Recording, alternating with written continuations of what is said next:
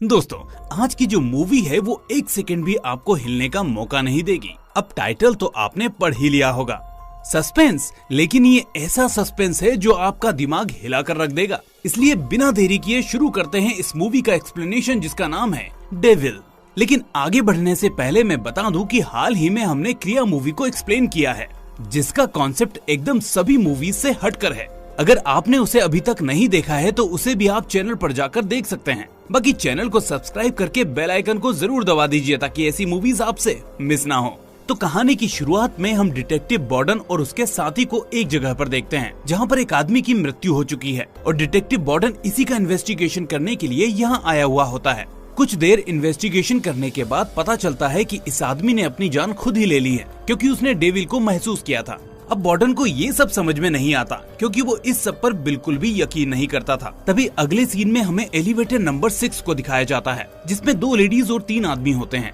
और जैसे ही वो लिफ्ट ऊपर की ओर जाने लगती है तभी वो लिफ्ट अचानक बीच में रुक जाती है और खराब हो जाती है। अब ऐसा होते उस बिल्डिंग के कंट्रोल रूम में बैठे 2 सिक्योरिटी ऑफिसर्स देख लेते हैं और वो तुरंत मैकेनिक को कॉल करते हैं जो उस बिल्डिंग के 35वें फ्लोर पर एक कांच की खिड़की को फिक्स कर रहा था। दरअसल इस खिड़की का कांच कुछ देर पहले खुद ही टूट गया था, जिसे एक कर्मचारी नीचे साफ कर रहा होता है। तभी बॉर्डन अपने साथी डिटेक्टिव के साथ वहाँ पहुँचता है और उसे पता चलता है कि ये उसी फ्लोर की विंडो का कांच है जहाँ से कूदकर उस आदमी ने अपनी जान दी थी। और जैसे ही वो ऊपर देखता है उसे एक और कांच अपनी ओर गिरता हुआ नजर आता है और वो जल्दी से अपने साथी की जान बचाता है। अब बॉर्डन समझ जाता है कि जरूर इस बिल्डिंग में कुछ न कुछ गड़बड़ है, इसीलिए वो अब अपनी इन्वेस्टिगेशन को जल्दी से आगे बढ़ाता है। वहीं फिर से हम लिफ्ट का सीन देखते हैं जहां अभी तक वो सभी लोग फंसे हुए हैं। सिक्योरिटी ऑफिसर्स उन्हें कैमरे में देख रहे होते हैं और वो उन सभी को बताते हैं कि जल्दी ही उन्हें वहां से निकाल लिया जाएगा, इसलिए वो थोड़ा पेशेंस बनाकर रखें। लेकिन लिफ्ट में से कोई भी व्यक्ति अपनी बात उन सिक्योरिटी ऑफिसर्स तक नहीं पहुंचा सकता क्योंकि लिफ्ट का माइक खराब होता है। अब हम देखते हैं कि अचानक लिफ्ट की लाइट ब्लिंक करना शुरू कर देती है और तभी उनमें से एक लड़की, जिसका नाम सैरा होता है, वो नीचे गिर जाती है और उसकी पीठ पर काफी चोट भी आती है। और अब वो लिफ्ट में फंसे एक सेल्समैन को ब्लेम करती है क्योंकि लाइट ब्लिंक होने से पहले वही उसके सबसे नजदीक खड़ा हुआ था। अब सिक्योरिटी ऑफिसर्स ये सब देखने के बाद तुरंत बॉर्डन को कॉल करके उसे वहाँ बुला लेते हैं। बॉर्डन अपने साथी के साथ तुरंत वहाँ आ जाता है और आते वक्त वो ऑफिसर सारी जानकारी उन दोनों को दे देते हैं। अब बॉर्डन वहाँ आकर रिकॉर्डिंग को वापस प्ले करने को बोलता है और तभी ध्यान से देखने पर वहाँ बैठे दूसरे सिक्योरिटी ऑफिसर, जिसका नाम रेमिरेज है, जो ईश्वर में काफी विश्वास करता है, उसे उस लिफ्ट में एक डेविल की स्पिरिट दिखाई देती है। लेकिन कोई और इस सब पर गौर नहीं करता। वहीं बॉर्डन जल्दी से लिफ्ट में फंसे हुए उन सभी लोगों के बारे में जानकारी इकट्ठा करने को बोलता है और उसकी टीम भी इस काम में लग जाती है। और तभी हम फिर से एक बार लाइट को ब्लिंक करते हुए देखते हैं और कुछ देर लाइट ब्लिंक होने के बाद जैसे ही लाइट वापस आती है तभी हम देखते हैं कि उनमें से एक आदमी, जो कि वही सेल्समैन जिस पर सैरा ने इल्जाम लगाया था, उसकी मौत हो चुकी है। अब लिफ्ट में फंसे हुए सभी लोग डर जाते हैं। वहीं दूसरी ओर बॉर्डन, उसका साथी और वो ऑफिसर्स ये सब कैमरे में देख रहे होते हैं। बॉर्डन तुरंत सभी को उस बॉडी से दूर रहने के लिए बोलता है। बॉर्डन को दरअसल लिफ्ट में फंसी उस ओल्ड लेडी और उन दोनों आदमियों पर शक होने लगता है। वो सैरा पर शक इसलिए नहीं करता क्योंकि कुछ देर पहले उस पर हमला हुआ था। वहीं दूसरी ओर सिक्योरिटी ऑफिसर रेमिरेज ये सब देखकर सभी से कहता है कि ये सब डेविल कर रहा है। जब भी डेविल किसी के आसपास होता है तो इसी तरह की चीजें होती हैं और ऐसे ही हादसे होने शुरू हो जाते हैं। साथ ही वो कहता है कि डेविल अपनी दुनिया से हमारी दुनिया में इसलिए आता है ताकि वो उन लोगों को सजा दे सके जो गलत काम करते हैं। लेकिन ऐसी बातों पर कोई भरोसा नहीं करता, तो ऐसे ही वहाँ खड़े सभी लोग उसकी बातों को इग्नोर कर देते हैं और उसकी बातों पर ज्यादा ध्यान नहीं देते। अब बॉर्डन को उस आदमी की इन्फॉर्मेशन मिलती है जिसकी लिफ्ट में अभी कुछ देर पहले मौत हुई थी। बॉर्डन को पता चलता है कि वो इंसान एकदम फ्रॉड था। उसने झूठी स्कीम में काफी सारे लोगों को फंसाया था और उसे खुद ही इसकी सजा मिल चुकी थी। लेकिन बॉर्डन को अभी ये सब समझ नहीं आता, बल्कि किसी को नहीं आता, क्योंकि क्लाइमेक्स तो अभी बाकी है। खैर, तभी हम देखते हैं कि वो मैकेनिक जो कुछ देर पहले कांच साफ कर रहा था, वो ऊपर से नीचे की तरफ आ रहा होता है ताकि वो लिफ्ट को ठीक कर सके। वो काफी ध्यान से धीरे धीरे नीचे आ ही रहा होता है कि तभी कहीं से वहाँ 2 कौवे आ जाते हैं और उस पर हमला कर देते हैं, जिसकी वजह से उसका बैलेंस बिगड़ जाता है और वो सीधा लिफ्ट के ऊपर आकर गिरता है, जिससे अब उसकी भी मृत्यु हो जाती है। मतलब एक एक करके सभी एक रहस्यमयी तरीके से हादसों के शिकार होते जा रहे थे और मरते जा रहे थे। वहीं इस हादसे को होते हुए रेमिरेज और उसका साथी देख लेते हैं और वो दोनों अब काफी घबरा जाते हैं और जल्दी से बॉर्डन को जाकर इसके बारे में बता देते हैं। अब बॉर्डन किसी भी तरह से लिफ्ट में फंसे उन 4 लोगों को वहाँ से निकालना चाहता था। वो तुरंत ऑर्डर देता है कि दीवार को तोड़कर इन सभी को लिफ्ट से बाहर निकाल लिया जाए। वहीं रेमिरेज बार बार बोल रहा होता है कि ये सब डेविल कर रहा है और कोई कुछ नहीं कर सकता है। उसकी ऐसी बातों को सुनकर बॉर्डन अपनी पॉकेट से एक नोट निकालता है जिस पर लिखा होता है आई एम सो सॉरी। बॉर्डन बताता है कि मेरी पत्नी और बच्चे का एक्सीडेंट हो गया था जिसमें उन दोनों की जान चली गई और ये नोट मुझे वहीं पड़ा हुआ मिला। इसका मतलब जिसने भी ये एक्सीडेंट किया था उसी ने ये नोट वहाँ छोड़ा था। मैं किसी भी ईश्वर या किसी डेविल को नहीं मानता। इसके बाद बॉर्डन ऑफिसर से कहता है कि मुझे लिफ्ट में फंसे हुए सभी लोगों के पुराने फुटेजेस दिखाओ और तभी उन्हें पता चलता है कि लिफ्ट में जो लड़का फंसा है उसका नाम टोनी है और जब वो यहाँ आया था तो उसके पास एक बैग था लेकिन लिफ्ट के अंदर उसके पास कुछ भी नहीं है, इसलिए उनको अब टोनी पर शक होता है। वहीं दूसरे फुटेज में उनको वो ओल्ड लेडी दिखाई देती है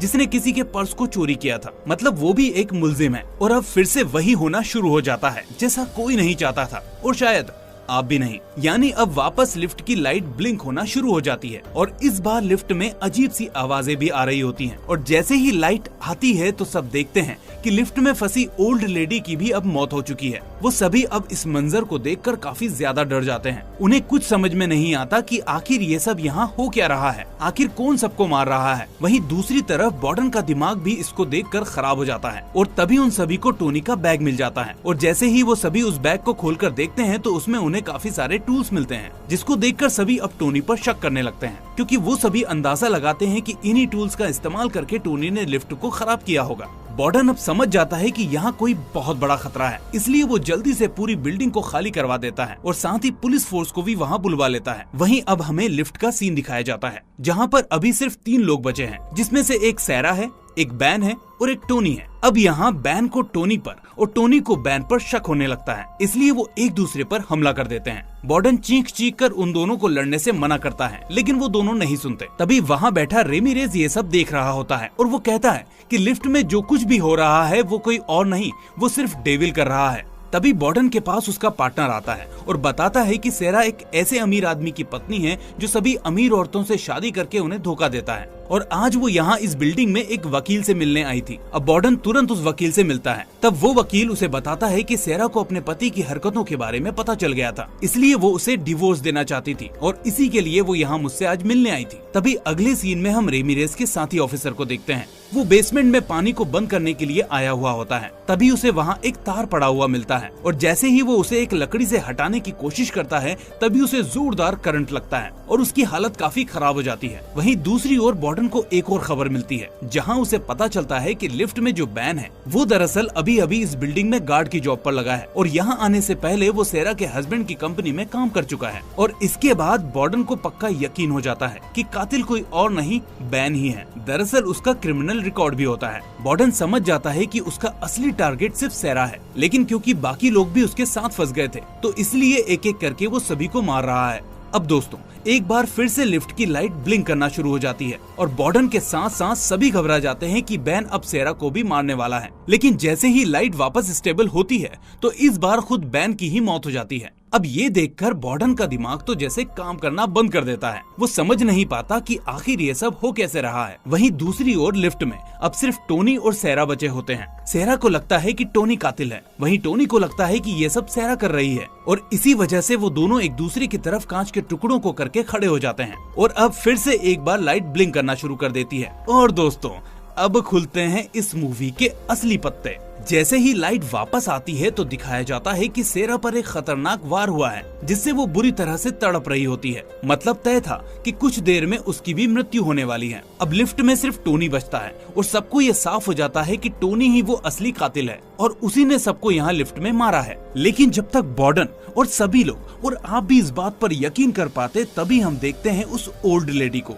जो अचानक से जिंदा हो जाती है। दोस्तों मैं बता रहा हूँ कि ये आने वाला सीन एकदम शॉकिंग और सच में डराने वाला है। अब जैसे ही वो लेडी टोनी के पास आती है तो उसे उसका पूरा नाम बताती है जो कि होता है टोनी जेन कॉस्की। अब जैसे ही बॉर्डन इस नाम को सुनता है तो उसके तोते उड़ जाते हैं क्योंकि उसे पता था कि उस ओल्ड लेडी का नाम जेन कॉस्की है। मतलब अगर टोनी का पूरा नाम टोनी जेन कॉस्की है तो उस ओल्ड लेडी का नाम क्या है? यानी कि बॉर्डन के पास उस ओल्ड लेडी की कोई भी इंफॉर्मेशन नहीं थी। अब बॉर्डन जब तक इसके बारे में पता लगाता, उस कैमरे के अंदर उस ओल्ड लेडी की आंखें नजर आ जाती हैं, जो कि पूरी तरह से ब्लैक हो चुकी थी। जिसका मतलब ये है कि रेमिरेज बार बार जो बोल रहा था वो सच था। वो एक डेविल है जो सभी को यहाँ पर मारने के लिए आई है। उसके मुताबिक ये डेविल इस दुनिया से अपनी दुनिया में उन लोगों को ले जाने के लिए आता है जिन्होंने कुछ पाप किया होता है। और तभी हम देखते हैं उस ओल्ड लेडी को जो टोनी से कहती है, आर यू रेडी? और इसके बाद वो उसे एक विजन दिखाती है जिसमें टोनी की गाड़ी से किसी का एक्सीडेंट हुआ था और वो वहाँ से भाग गया था। लेकिन तभी टोनी उस ओल्ड लेडी से कहता है कि तुम बेशक मेरी जान ले लो,